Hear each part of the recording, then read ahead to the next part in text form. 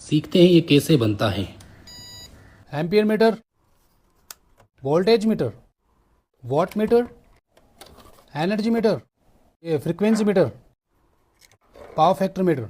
क्या आप भी अलग अलग रीडिंग चेक करने के लिए अलग अलग मीटर रखते हैं? डोंट वरी, ये सबका बाप मीटर मैंने बना दिया है और ये वाला मीटर आपको सिखाएंगे कैसे बनता है। बनाने के लिए 6 मॉडल का एक स्विच बोर्ड, एक 16 एम्पियर का स्विच और एक 16 एंड 6 एम्पियर का सॉकेट और कुछ वायर चाहिए। और ये प्रोडक्ट अब इसके अंदर कैसे फिट किया जाता है प्रोडक्ट, यहाँ पे सबसे पहले हम सॉकेट के ऐड करेंगे और 16 एम्पियर स्विच को हटा करके 32 एम्पियर का स्विच लगाएंगे, बहुत ही अच्छा है। और यहाँ पे हम डिवाइस को ऐड करेंगे। अब डिवाइस को यहाँ पे इस तरह ऐड करेंगे तो ये मोटा हो जा रहा है और ये फिट नहीं हो पा, इस तरह से मैं फिट करना चाहता हूँ। इसको फिट करने के लिए आपको हल्का सा थोड़ा मेहनत करना पड़ेगा। आपको हल्की सी साइड कटिंग करनी पड़ेगी इस तरह की मोटर से।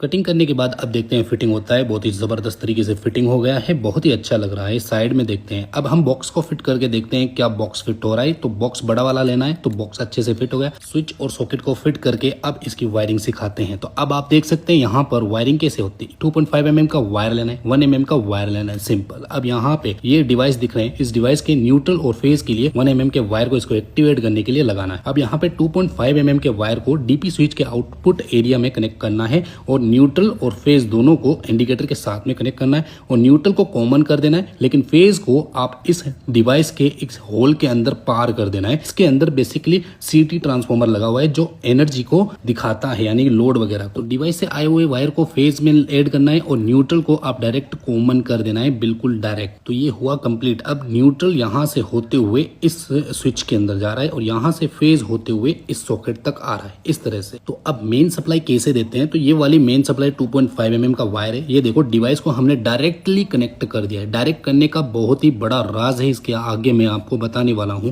तो देखो न्यूट्रल फेज मैंने डिवाइस को डायरेक्ट कर दिया और बाकी लोड को मैंने स्विचिंग में कर दिया। और जब हम स्विच दबाएंगे तो लोड आके आउटपुट में रन करेगा, जैसे कि न्यूट्रल यहाँ से होते हुए सॉकेट में जाएगा और फेज इस सीटी के माध्यम से होते हुए इसमें जाएगा, ताकि स्विच ऑन होने पर ही वॉट वगैरह दिखाएं।